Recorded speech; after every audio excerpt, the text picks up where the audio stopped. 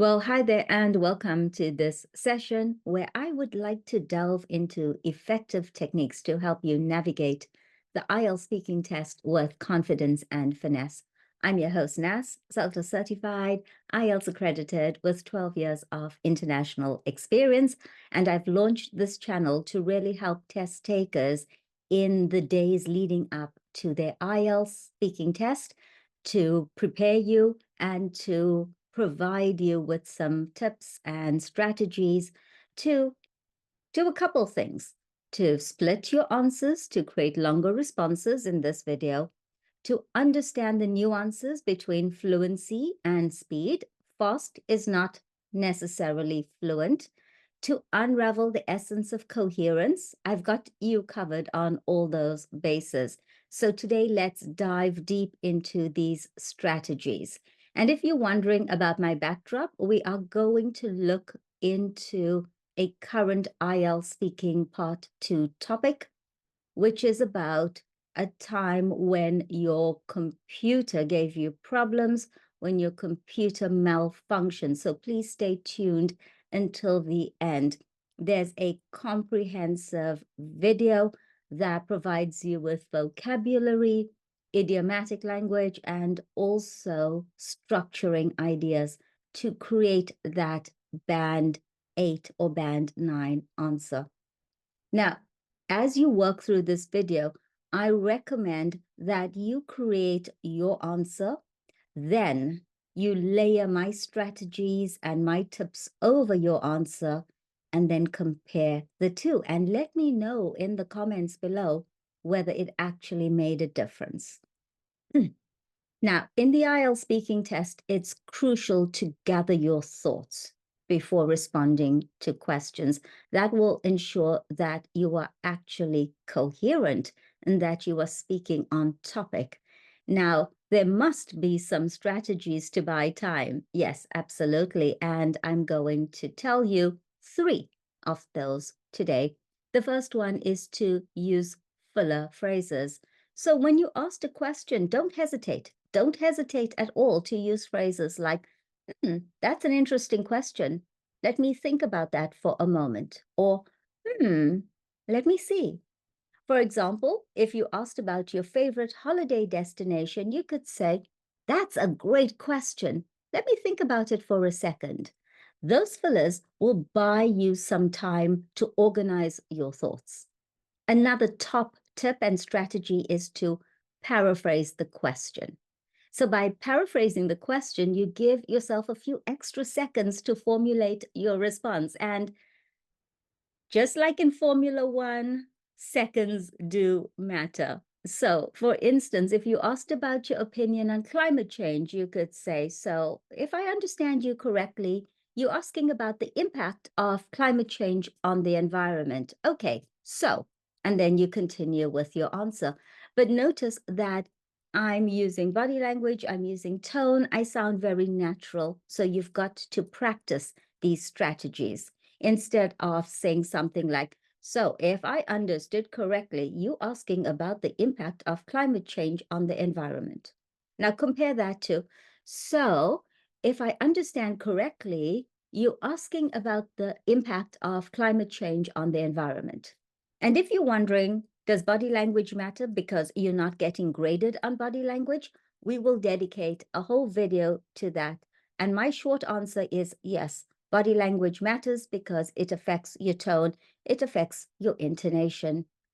Now, the third tip here is to repeat the question. So don't overuse this, but you can ask the examiner to repeat or clarify the question. It can buy you additional time to organize your thoughts. So if you're unsure about a question related to your hobbies or climate change or the environment, you could ask the examiner to repeat it, but don't overuse this strategy. It could actually reduce your mark. Save it for when you really need it. Now, another problem or another reason why students don't get high scores is because their answers are really short. So how can we extend our answers? How can we create longer, more comprehensive answers? Well, split your responses into smaller parts. So how can we do this effectively? Break down the question. Analyze the question carefully, identify its key components, and then address each part separately to provide a more detailed response. Don't be afraid to add examples to expand. For example, if you are asked about the advantages and disadvantages of social media, you could address the advantages first, you could give an example, and then you could move on to the disadvantages. Another key tip is to use transition phrases. Seamlessly transition between different parts of your answer by using phrases like firstly, moreover, in addition. This helps to maintain coherence and structure in your response. It helps the listener to follow what you are saying. So if you're discussing the benefits of traveling, you could say, firstly, traveling allows you to explore new horizons, new cultures, etc. In addition, moreover. And so you're letting the listener know that you have a couple points to make. Now, I already touched on this. I'm a huge believer in this. Provide examples and explanations. You can really enhance your answer by offering relevant examples, but please pay attention to this, relevant examples, explanations, and hey, even anecdotes to support your points. This not only adds depth to your response, but it also helps you to extend your answer. And think about this. When your answer is extended, right, the longer the answer, the more opportunities for you to use vocabulary, to use more words, more phrases, more idiomatic language. So, for example, if you're talking about the importance of education, you could share a personal story about how education has impacted your life. Or let's go back to the social media, the advantages and disadvantages. And maybe you're talking about the disadvantages of social media and you talk about cyberbullying or ghosting. And then you could share a personal story about a time where you were cyberbullied. So in that way, can you see, by highlighting a personal story, I'm extending my answer, but I'm also giving myself the freedom to use the wide range of vocabulary I already have. The shorter the answer, the less you can show off your lexical resource. Fluency does not mean fast. And at this point, some of you are going to dislike this video. Some of you are going to click off. That's your choice. But trust me, with 12 years of experience, having worked with examiners who've had 20 and 30 years of experience, I am willing to put my head on the block and repeat this over and over again. Fluency does not equal speed, and you really do need to strike a balance between fluency and speed. So what exactly is fluency? Fluency refers to the ability to express yourself smoothly and coherently without unnecessary pauses or hesitations. Now, something I really do need to mention here is that it's okay to pause. Thinking pauses are normal. But pausing to translate from your native language into English, pausing because you don't know how to use a grammar structure, pausing because you are struggling to find a word, that's bad. Those are unnecessary pauses. Those are weak pauses. But if I pause to think, to come up with a logical idea or a logical example or a relevant example, I would say that is a necessary, natural pause. Now, fluency, let's go back to that. It's about conveying your thoughts in a natural and effortless manner. So, for example, if you're discussing your daily routine, you should aim to speak fluently and confidently about each activity. Now let's talk about fluency versus speed, or speed versus fluency. And at this point, you're probably quite irritated with me, but if you're still here, this is a game changer. Now, while it's important to speak at a reasonable pace, fluency is not synonymous with speed. Speaking too quickly can lead to incoherent or unclear communication. See how ridiculous I sounded? I have listened to PTE recordings by students who have spoken in that way, speaking really fast and equating that with fluency. They are incoherent, their pronunciation is awful, and that's going to reduce your score. So I'm telling you what not to do. You're wondering, what should you do? Well, focus on maintaining a natural rhythm that allows you to express yourself clearly, confidently, with good pronunciation, so that you can articulate your thoughts in a really clear manner. So, for example, if you're asked about your future career plans, take a moment, pause to gather your thoughts before responding, and then speak at a pace that feels comfortable and natural to you. This is not a race, and speed does not equate with fluency. You're going to hate me for saying this? Okay, but please pay attention to it and watch the difference it makes. I have mentored hundreds of students. I've taken them from band 6 to band 8. And I would say that I know what I'm talking about. Speed does not equate with fluency. Remember that you are also being graded on your pronunciation. It's the only time in the IELTS test that you can be graded, judged on your pronunciation. And if you're speaking too fast because in your mind you believe that equates to fluency, your score's actually going to drop. Now, I've mentioned coherence, and you're wondering, what does coherence really mean? You can look at the grading and the criteria, but maybe it's not really evident, it's not really clear. But trust me that coherence plays a crucial role in the IELTS speaking test. So let's look at what exactly is coherence. It refers to the quality of being logical, orderly, and consistent in your speech. It involves organizing your ideas in a clear and structured manner, with each point logically connected to the next. So, for instance, if you are discussing the impact of social media on society, ensure that your points flow smoothly from one to the next. Also, that you are focusing on social media, okay, and not newspapers or the media in general or television, and that you are talking about the impact on society and not the individual or your grandmother.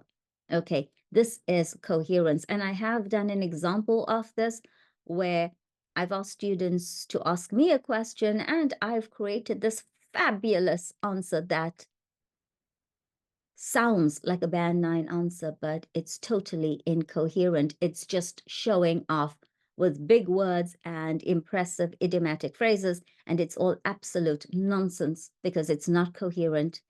It does not answer the question. So is it logical? No. Was it orderly? Probably. Was I consistent in my speech? Yes, but I was completely off topic.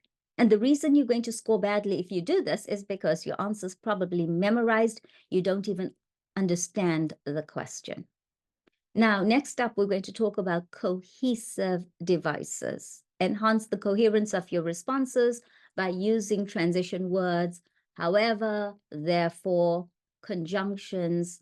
These help to link ideas and create smooth transitions between different parts of your answer. For example, if you're discussing the advantages and disadvantages of social media, use transition words like on the one hand, on the other hand, to clearly indicate contrasting points. It really does help the listener to follow your argument. Okay, so now you've gained, hopefully, some valuable insights into mastering coherence and fluency in the IELTS speaking test. Remember to practice these techniques regularly to build confidence and to improve your performance on test day. But something else I'm going to say here is that when you start using these devices, you will notice that your overall communication in everyday life just levels up. You will be speaking in a more coherent manner, a more organized manner, in a way that your listeners understand what you are saying. And now we're going to tackle a current IELTS speaking topic. So this video has been created in 2024 during the first semester. So we're going to look at an IELTS speaking topic related to computer malfunction. Describe a time when your computer gave you some problems. Now, in this series, I have included, hopefully you would think, fun and informative videos. I don't think you want to spend all day watching me talk and just looking at random slides. Let's break it up with a nice little video about computer malfunction with lots of great phrases, vocabulary, but also used in context, because I think it's very, very important that you learn and you master vocabulary in context, also idiomatic phrases. Watch the video, grab a notebook and make some notes. In the video, you will also be guided in every single video. You will be guided on how to work through the topic, the question, how to create your answer, how to break it down. And to be honest, you don't need to master every one of the 50 or 52 topics for each semester. Once you understand the strategy, once you understand how to break down an IELTS speaking part 2 topic, how to brainstorm vocabulary, and then how to put it all together, like all the little ingredients get together into a pot and create this amazing dish, you will be able to do it really easily. And at that point, the only thing you would need to focus on is, I would say, 4 phrases, C1, C2 phrases that you can use with precision, idiomatic phrases, maybe 2, for each topic. And that's going to be your only preparation, because you would have mastered the art of actually speaking. So watch the video, make notes of the vocabulary, and we do offer the free downloadable PDF. Check in the description below. Just click on that link and we will send you the video. We will send you the PDF. Also, I create tons of new material every week. And if you are interested in this free material, which are used in my paid courses, I'm happy to share that with you. The end game here is for you, and the goal is for you to score well in your IELTS test. So if you are stuck at 6, I guarantee that by following these strategies, by enhancing your vocabulary in an organized, authentic manner in context, by really understanding these phrases, your score can go up by a band just by watching these videos. It's really easy to fix the little problems. And with 12 years of international experience, having mentored and tutored thousands of students, I really do understand what you are doing wrong. And these videos have been created to address those issues. And one of the big problems is using vocabulary without precision. And it sounds absolutely crazy. So these videos have been created with that in mind, to present vocabulary related to the topics that students hate because they find them so difficult, but to introduce the vocabulary in context so that you really understand the meaning and you understand how to use them. So if you are not working with a tutor, these videos really walk you through the vocabulary. And if you have any questions, feel free to comment, feel free to engage with the team.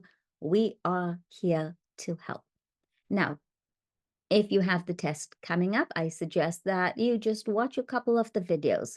It will help to boost your confidence. It will also probably expose you to one of the questions that you are dreading, because with this method, with my system, and with me being willing to take on those really challenging questions, challenging for you, we're going to slay the dragon. Yeah, we are going to get rid of the fear, because preparation is key. If you have watched a video about a question that you're dreading, you've already learned something. And if you get that question, you're going to be more prepared. So in this series, I'm going to tackle the topics that are absolutely hated. And I'm going to tackle them in a way that's going to help you score Band 8 or even Band 9. If you have any questions, please comment below. Don't forget to like and subscribe, because I'm working on this series. I'm going to upload regularly, and at some point, I'm even going to dive into IELTS writing for essays.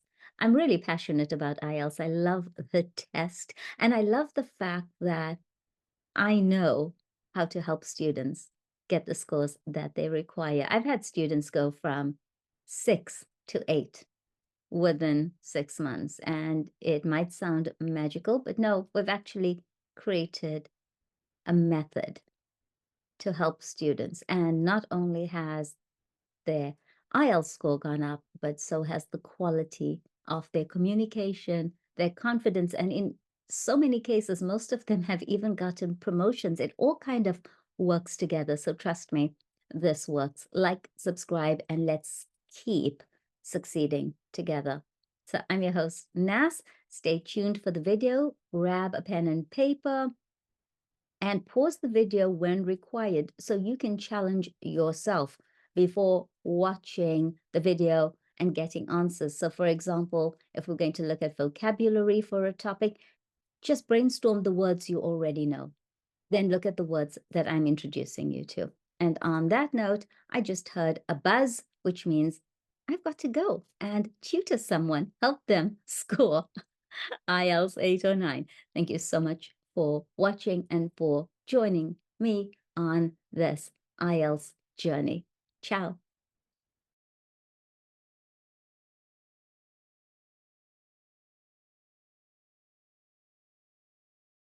Picture this scenario: you're in the middle of your speaking part 2 and you're given a topic that you're not familiar with. Your heart starts racing, you're lost for words. Sounds familiar? This is a common predicament faced by many test takers. The speaking part 2 of the exam can be a daunting task. You're asked to talk about a particular topic for up to 2 minutes, often on subjects you may not have given much thought to before. For instance, you might be asked to describe a time when you had a problem with your computer. Even though it seems simple, it can be challenging to come up with a well-structured, engaging response on the spot. The fear of the unknown can lead to panic, causing candidates to deliver underwhelming responses, or worse, freeze up completely. This can significantly affect your overall band score. But worry not, today we'll tackle this problem head-on. Now let's dive into our example topic for today. Describe a time when you had a problem with your computer. To effectively answer this question, we need to break it down into manageable chunks. This process is akin to diffusing a complex puzzle. We dismantle it piece by piece, understanding each component in its own right before seeing how they interlock to form the whole. The goal here is to ensure that our answer not only covers all bases, but does so in a coherent and sophisticated manner. So how do we disassemble this topic? We do it by focusing on 5 key sections: when, where, what happened, what you did, and how you felt. The first section, when, regards the time frame. It could be a specific date, a period in your life, or even a general era. The second section, where, pertains to the location. This could be your home, office, or a public place. It's important to provide a setting to frame your narrative. The third section, what happened, is the crux of the matter. This is where you narrate the event, the problem you encountered. Be as descriptive as possible. The fourth section, what you did, pertains to your actions, your problem-solving strategy. This is where you can demonstrate your problem-solving skills and resourcefulness. The final section, how you felt, is about expressing emotions. This adds a personal touch to your answer and makes it more relatable. Remember, it's not just about describing the problem, but also conveying how it affected you emotionally. These sections don't have to be rigid. They can overlap and intertwine. The key is to understand their purpose. They serve as guideposts, helping us navigate our narrative and ensure that we touch on all the necessary elements. Breaking down the topic in this manner not only helps us organize our thoughts, but also ensures that our answer is comprehensive and engaging. It allows us to create a story, a narrative that is not just about answering a question, but about sharing an experience. With these sections in mind, we can now start building our answer. A key component of a compelling answer is vocabulary. So let's explore some C1 level vocabulary for each section. When you're describing when this event happened, you could use words like approximately, roughly, during, or in the midst of. These words not only add depth to your answer, but also show that you have a wide-ranging vocabulary. Moving on to where you were when this problem occurred, you might want to consider using words like residence, workstation, or establishment. These words, instead of simply saying home or office, will give your response a more refined feel. Next, we have what happened. Here you could use words such as malfunctioned, collapsed, ceased, or disrupted. Not only do these words sound more sophisticated than simply saying broker, but they also provide a more detailed description of what exactly went wrong with your computer. Now, let's talk about what you did. Instead of saying, I tried to fix it, why not say, I endeavored to rectify the problem? Other words you could use in this section include tackled, addressed, confronted, or engaged with. Finally, we come to how you felt. Here you could use words like flustered, disconcerted, exasperated, or befuddled. These words provide a more nuanced and precise description of your emotional state compared to simply saying, I was upset or I was confused. Remember, the goal here isn't to use big words for the sake of using big words. It's about showcasing your vocabulary range and your ability to use these words accurately and appropriately. You want to sound natural, not like you swallowed a thesaurus. Also, don't forget to practice using these words. The more you use them, the more comfortable you'll become with them, and the more natural they'll sound when you're giving your answer. Write them down, use them in sentences, say them out loud. Familiarity breeds comfort, and the more comfortable you are with these words, the more confident you'll sound when using them. Let's also remember that using a wide range of vocabulary isn't just about impressing the examiner. It's about being able to express yourself clearly, accurately, and effectively. And that, after all, is what the test is all about. It's not just a test of your English language skills, but also a test of your ability to communicate effectively in English. So take the time to build your vocabulary. Experiment with new words. Push yourself out of your comfort zone. And remember, the more words you know, the more precisely you can express yourself. And the more precisely you can express yourself, the more compelling your answer will be. With the right vocabulary, we're well on our way to crafting an impactful answer. Next up, we have idioms and transition phrases. These can add color and flow to your answer. Idioms are expressions that can't be understood from the literal meanings of the words they contain. They're often cultural and can add a level of sophistication to your speech when used correctly. Transition phrases, on the other hand, are like the glue that holds your ideas together. They guide your listener through your thoughts, making your speech more coherent. Let's start with some idioms that could fit into our computer problem scenario. When push comes to shove is an idiom that means when things get serious or difficult. You could use it to describe the moment you realized you had a serious computer problem. Another one is in a pickle, which means to be in a difficult situation. This could be used to express how you felt when faced with the computer problem. Transition phrases are just as vital. They create a smooth flow between your ideas, making your speech easier to follow. For instance, on the one hand and on the other hand, can be used when you want to present two sides of an argument or situation. You could use these to discuss the pros and cons of your attempted solutions to the computer problem. For instance, or such as are great when you want to give examples. Moreover, furthermore, and in addition, can be used to add more information to a point you've already made. And when you want to conclude or summarize your thoughts, in conclusion, to sum up, or all in all, are your go-to phrases. Remember, using idioms and transition phrases effectively requires practice. Don't overuse them, as it can make your speech sound unnatural. Instead, aim for a balance that enhances your speech without overshadowing your main points. And there you have it. A selection of idioms and transition phrases that can add depth and flow to your speaking part 2 answer.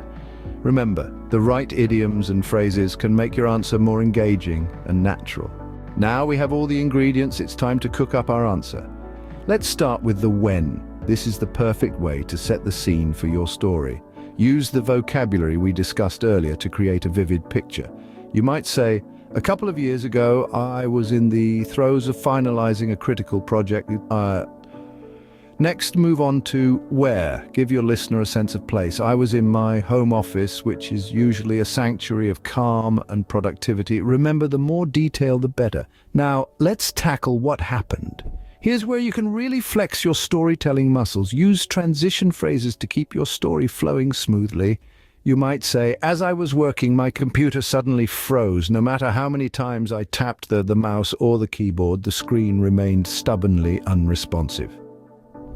After sharing what happened, it's time to share what you did. This is your chance to demonstrate problem-solving skills. Use phrases like, I sprang into action, or I had to think on my feet. You might say, I quickly rummaged through my toolbox of tech skills and decided to perform a hard reset. Next, we move on to how you felt. This is where you can inject some emotion into your story. Remember the C1 vocabulary we talked about? This is the perfect place to use words like flustered, relieved, or exasperated. For example, when the computer finally sprang back to life, I felt a wave of relief wash over me. Now, let's add some idioms to make your story more colorful. Perhaps when describing your initial reaction, you might say, I was at my wit's end. Or when the computer started working again, I was on cloud 9. Don't forget to wrap up your story neatly. Perhaps you could say, in the end, the experience taught me a valuable lesson about the importance of regularly saving my work and having a backup plan. The key to structuring an effective answer is to weave together your vocabulary, idioms, and transition phrases to tell a compelling story. Your listener should be able to visualize your experience and feel the emotions you felt. Remember to pace yourself. You don't want to rush through your story, but you also don't want to drag it out. Aim for a balance between detail and brevity. And of course, practice makes perfect. The more you practice using this structure and incorporating the vocabulary and idioms we've discussed, the more natural it will become. Finally, keep in mind that this is your story. While we've provided a structure and some vocabulary to help you craft your answer, it's important to make it your own. Use your own experiences and emotions to bring your story to life. And there we have it, an effective and compelling answer. Let's quickly recap what we've learned today. We've journeyed through the process of crafting an effective response for the speaking part 2, using the example topic of describing a time when we had a problem with our computer. We started with understanding the common problem many face, that is, how to express oneself clearly and effectively in a foreign language, while also maintaining a certain level of sophistication and complexity in the language used. We acknowledge that this isn't always easy, but it's definitely manageable, especially with the right tools and techniques. Next, we broke down the given topic. We discussed the importance of fully understanding the question and knowing what details to include in your answer. We noted that for this scenario, the key details to include are the when, where, what happened, what you did, and how you felt about the situation. In the third scene, we focused on vocabulary building. We identified some advanced or C1 level vocabulary that could be used in this context. We learned words like malfunction, troubleshoot, frustration, and resolve, among others. We emphasized the importance of using a range of vocabulary to demonstrate your language proficiency. Then we delved into phrases and idioms that could enhance your answer. We covered transition phrases such as at first, as a result, and in the end, and idioms like at my wit's end and back to square one. These not only make your answer more interesting, but also showcase your familiarity with the language. In the fifth scene, we put everything together to structure the answer. We discussed how to use the vocabulary and phrases we learned in a coherent, well-structured response. We stressed the importance of logical progression in your answer, beginning with setting the scene, detailing the problem and your actions, and finally describing your feelings and the outcome. Remember, practice makes perfect. The more you practice using advanced vocabulary and idioms, the more natural they will sound in your speech. And don't forget to listen to English content as much as possible. This will not only help you with pronunciation, but also introduce you to new vocabulary and phrases. Finally, while it's important to aim for a high band score, don't lose sight of the ultimate goal, which is to communicate effectively in English. So make sure your answers are not just grammatically correct and complex, but also clear and meaningful. With these steps at your fingertips, you're now well equipped to ace your speaking part 2, so go out there and speak with confidence.